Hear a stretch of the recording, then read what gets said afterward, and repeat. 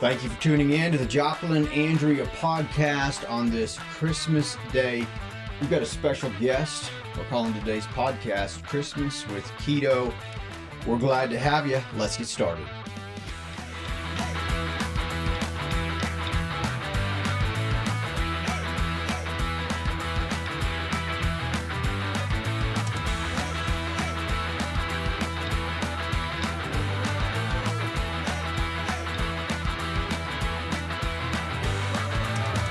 All right, guys, we're happy to be here with you on this Christmas week. We're super pumped about it being Christmas time, and we're super excited that Quito's here with us today. So thanks for joining us.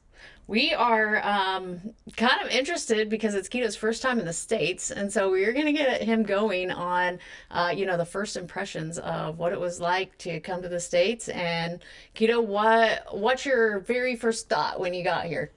It's really cold. It's way colder than my country, so it's like, okay, this is something else, Yeah. It's an amazing experience, but it's like, I enjoy it so far. Yeah, so when we say it's really cold, it's actually really cold. Yes, it's really cold, it's like, I can tell by just, my face getting numb, It's amazing, but everything is great. Yeah. Yes. Good. Well, how about the plane ride? First time on a plane, right? I have to be honest, I'm not a fan of airplanes, I started to pray, all the flight, the turbulence is something crazy, so I was like really nervous about it. Even in the second flight, because it was at night, so I saw through the window, it was really dark. It was like a whole sea dark. I was really, okay, God. Trusting you. Trusting you, yes. Yeah. Did you like it when you flew over cities, though, and you could see all the lights? Isn't that kind of cool? The city lights, they were awesome, they were amazing. Mm-hmm. Yes, I really like it. Yeah. Yes. So we had the opportunity to go look at some Christmas lights Yes. earlier this week. What's your thoughts on that? Because there's really nothing like it. There is that nothing I'm aware like of. in my country because, but they were amazing. I like these Christmas lights that were synchronized with the music, Yes. with the radio station. It was something, it was the first time that I see something like that. And I was like, okay, this is awesome. This is not something that I could see in my country. Uh-huh. Yeah. Yeah. Maybe you can go home and try it. Yeah. I can't remember what house that was, but there's a few really great locations in Wichita to go look at Christmas lights if you're in the Wichita area and you haven't got out to see Christmas lights. I think they run them through New Year's or at least through this weekend. And we went out west to we call it Candy Cane Lane, Reindeer Road, or whatever it's called, out west at like 119th Street West and Central area. Mm-hmm. And then the house Quito's talking about it's near Hillside and Kellogg. Yeah, it's right up in that area, but it was fantastic. Great light show. Yeah, and the Griswold house. Yeah, How about that? Then we went to the Griswold house In Rose Hill. Rose Hill for the grand finale, and that was awesome. In fact, when we were there, you introduced Quito to there was police officers there, just making sure everybody was safe, and the police officers were really nice. Yes. And they let Quito take a picture in the cop car. Yeah. How was that? What do you think of that? No, that was great. I was really, I couldn't believe that he allowed me, to go into the car. And, it's like, I think, kind of, I don't know how to say it, it's like, we said this like, asombrado, in Spanish, like, amazed, by that because, amazed. Yes, and he was really kind. He let me go into the car and I was about to, to speed up. You were to pull somebody over? Yeah, I'm not doing this here, I don't want to, But it was amazing. It was a whole experience. I saw the Grinch, I saw Santa Claus. The house was really... It was incredible. Yeah. Yeah. It was great. Yeah. I always wonder how long it takes that guy to set all of that up. Yeah, so Yeah. It was amazing. I had to take that picture with this Rose Hill cop Rose car. Hill. Yeah. Yeah. Was great. Yeah. Yeah, that's super awesome. Super. He walked over. He met the cop first, took a picture with him, and then the cop was super nice and decided he'd actually see if they wanted to take a picture with the car or in the car. Yes. And so Quito told me when the cop started walking over towards us, he thought they were going to ask for his papers to show that he was living. I was like, I didn't bring my passport, so I was like freaking out. Yes. No, not today, but yeah, it it was great. Yeah, that's awesome. I love that so much. Well, we have kind of came off the heels of a super busy week. Halli got married this last Friday, and that was awesome.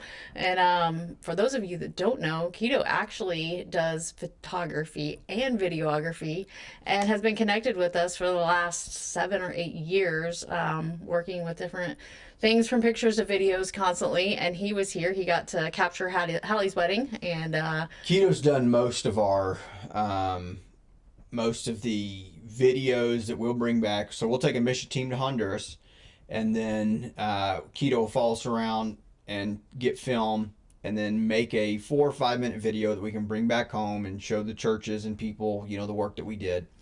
And probably out of the 30 of those we've had done, he's done about 20 of them in the last 7 or 8 years. And so we've grown close with Quito. He's grown close to our family. And so this year, he's wanted to come to America for a while.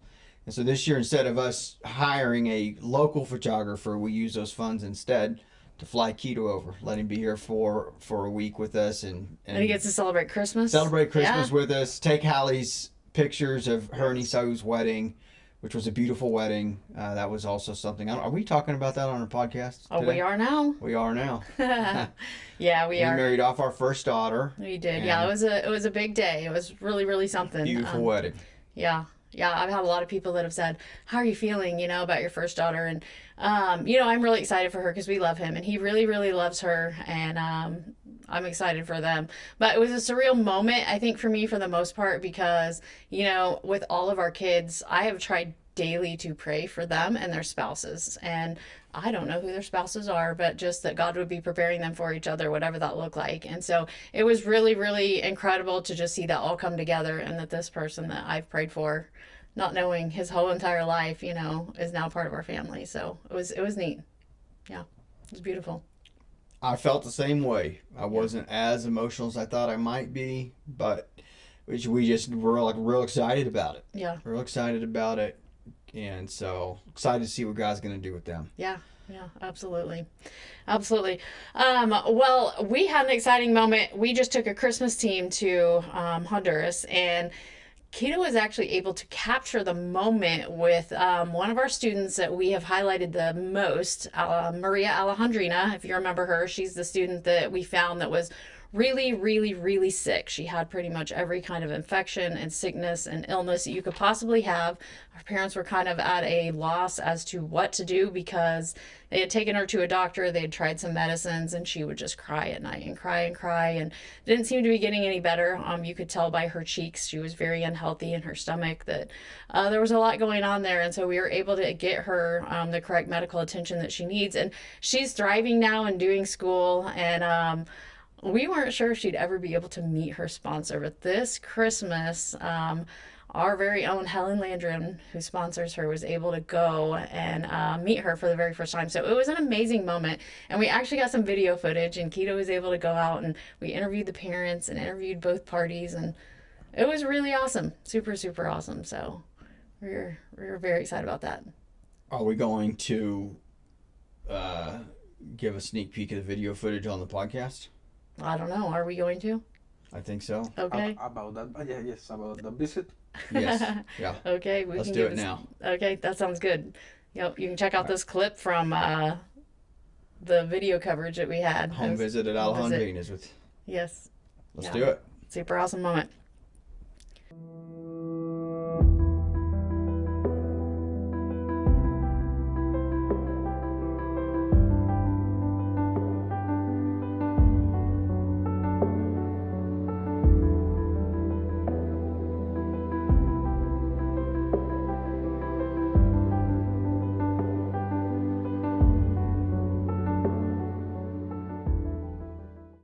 All right, so that's just a little bit of the video that we're actually making. We're putting together a full 4 or 5 minute video of this meeting.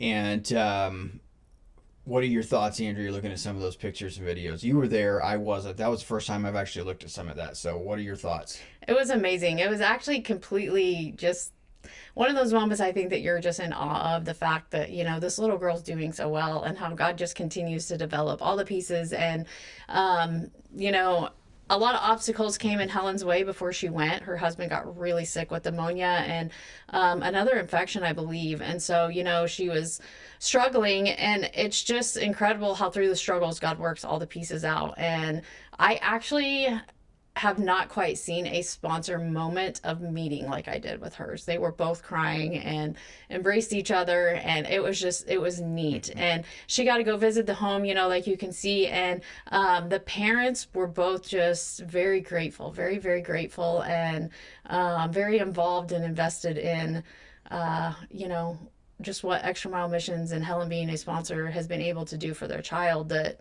they weren't able to do for her themselves. I want to pivot to Quito and get his thoughts on something with this situation with Alejandrina. But let me set it up. So when we first met Alejandrina, we were at another home visit. She was not part of our program. We were at our neighbors. And so she was real curious what was going on. And I could tell by the look that something was wrong with her. I could tell she was sick. She was very shy. She was, you know, kind of off to the side. And I just felt compelled to ask who she was. And we found out that she was like 12 or 13 years old at the time. She looked like she was 9. That she had been sick for, they said 5 years. You never really know exactly how long it's been. But they said she'd been sick for a long time. That she screams all night in pain. And we got her to a doctor and found out that she was about 6 months probably max before she would have died. And she had parasites living inside of her that had just been there for years, eating any nutrition that she was consuming, and so she hadn't developed right. She had a lot of infections. A lot of infections. They actually had to take her out of the home and put her in a kind of a foster care situation for about 1.5 years, but we were able to get her reintegrated at home. She's back home now. She's in the program now. She's got her life back. And really, really just awesome success story of one of the things that, you know, one of the stories of success that we've seen happen out there over the years. So I want to pivot to Quito now. Over the years, you've followed us around. You've literally documented a lot of what we've done. You've seen so much of what we're doing through the back end of your camera. What is your thoughts on what you've seen and witnessed over the last several years? Is what we're doing in Honduras? Does it really matter? Is it actually making any difference? From someone born and raised in the community, what are your thoughts on what you see through your camera? Some way, I can tell you, I can say that you are that answer to the prayers, you know, for my people. You know, for everything that you have done. You know, you're in Quilacasque, one of the areas in Grecia and Pira that is like the poverty, you know, is like most affected about that. So it's like, if you can see my videos and my pictures, I always show happy children. Yes. Because they're happy when you come and they say the gringos are coming, gringos. They even tell us gringos to us that we are Honduras, but they are really happy when you come and go there, because to be honest, they are like forgotten in that area. And when you come, you bring hope, you bring help, you bring happiness to them. They are not used to see that kind of help or activity that you play with them. You know, they are not used to that. In our country, in these areas, they are used to work at early ages, you know, like from 6, from 7. That's why these families has all these children, because some way they are trying to get out of the poverty, but they are repeating this loop on their life. And a principal way to take them out from this is education and nutrition. As you said, you know, there is a lot of malnutrition in this community. So when you bring all this help, you know, it's like they are seeing their prayers. Amen. You know, being answered. So it's like I'm really grateful for what you are doing for our people. You know, there is priceless for them. You know. Well, thank you for saying that. It's like, that's why I always try to show this happiness through my videos, through my pictures. Yes, got some difficulty. Maybe we are, you know, impacted by all these problems that we have around our area, but we some way we are happy because we know that God is with us. You know, so and we can see it through people like you that you come to our place and you know bring this happiness to us and these blessings. So we are really grateful. I know we're really grateful for this. You can tell when you come to Honduras and see all these children. Yeah. Yeah. So yeah, thank you. Well, it's an honor for us to be there. We absolutely love the people of Honduras. A piece of our heart is there. It's an honor for us to be there. Yeah. And we're glad you've been able to follow us these years and help capture a lot of it so we can come back and just show the people here a little bit of what's going on there. Yes. We love your people. Hey, one of the things he said is that you know there's kind of this continuous loop, and a lot of times the kids are having to work at 6, 7, and 8 years old, and that one of the ways out is through education and nutrition, and actually just helping these kids with the things that we kind of take for granted. But on that topic of education, when we started about 7, 8 years ago in Kealakasca area, most of the kids were stopping school around 2nd or 3rd grade. And we've got a lot of kids now that have made it through middle school, a couple that are getting ready to age into high school. I think Troy Capps, our missionary on the ground there in Honduras, picks up about 25 students every Saturday that live out in the village and bring them into Saturday school. They go to for middle school. They go to school all day and then they get their homework throughout the week. And so pretty cool deal. Yeah, just a pretty cool deal seeing it all work. Yeah, we actually had our first high school graduate.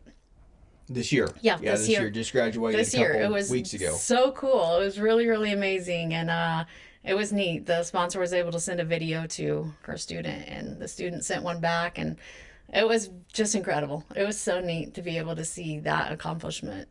Very, very neat. So amazing things.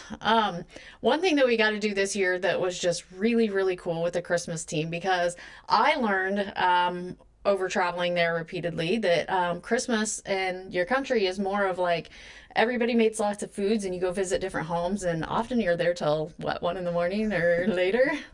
Just visiting different homes. And so after learning this more and more, out in the village where we're at, really they need food anyway. And so we decided to promote to our sponsors, hey, if you want to buy these $25 food bags, you can buy a food bag for your student for Christmas. And it was so cool to be a part of this year. We got to pack all the food bags with the team, and then we got to deliver them to each center and have a little Christmas celebration. But knowing that Christmas is kind of more of a, traditionally food, come visit the different houses and spend some time, it was really neat to be able to send the kids home with food this year. So that was an awesome piece of our trip. So, yeah. What else do we got for our Christmas podcast before we let people get to their Christmas days? Perfect. Well, one other thing that we were going to hit on a little bit was we have kicked off the programs in the Philippines, and starting December 1st, they were able to start doing the curriculum for their Sunday schools. They were starting to get the kids meeting on a weekly basis, and we have generated some funds so that they can go ahead and start feeding them right now. And there is some pure excitement going on in every single location in the Philippines, and so we are really, really pumped that has kicked off slowly, and we're starting to see some differences made in these communities there in the Philippines. So I don't know if you have anything to add to that, but it's neat. It is a really great thing that's going on there, and our organization, Extra Mile Missions, we are going to need a lot of help. We've taken on the care and support of 300 kids there, and our model is going to be trying to connect the locations. There's 8 of them to churches here in America that want to sponsor one location. What that looks like is, say First Baptist Church chooses to sponsor one of the locations. Well, their members will sponsor the kids, 1 member to 1 kid. We'll create a sponsorship program of about 30 to 40 kids and allow the church members to select a kid to sponsor, but all the kids will be sponsored hopefully by the same local group of people. And it's meant to be kind of this lifelong connection of one church here in America to one church in the Philippines. And we'll connect the pastor of the church in the Philippines with the pastor here in America. So if you happen to be, whether you're a pastor that's listening or maybe somebody at your church that has some work with your mission board or however you guys do what you do, if there's any interest in maybe trying to get one of your churches connected with our new programs in the Philippines, we've got 8 locations that we're hoping to connect to churches. I'd like to see it done by March, but we are ready now to start connecting churches. So if you're listening and have any interest, reach out to us. We'd love to talk to you more about it. Yes. Yeah, we're super excited. That's actually all I have for today. So. All right. Well, I hope you all have a very Merry Christmas. Yes.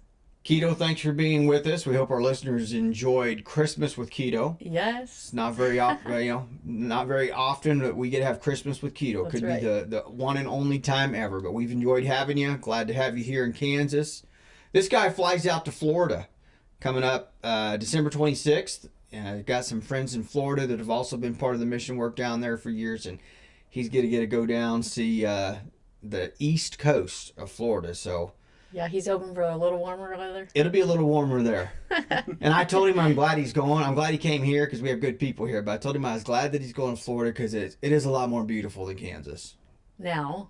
Well, it's a matter of opinion, but it's a matter of opinion of the 90% of people who have opinions. Okay. And so, according to 9 out of 10, it's a more beautiful place. We'll let Quito make up his own mind as he gets to go see for himself. Quito, thanks for being with us. Yeah, Thank thank you. Yeah, thank you for bringing me to the U.S. What a better place to be in concert with you guys, to be my very first time. And thank you for the people from the world for welcoming, in a really awesome way. You are really kind, and I'm really grateful for this. So thank you. Amen. All right. Well, Merry Christmas. Feliz Navidad. And we're coming back next week. We got a New Year's.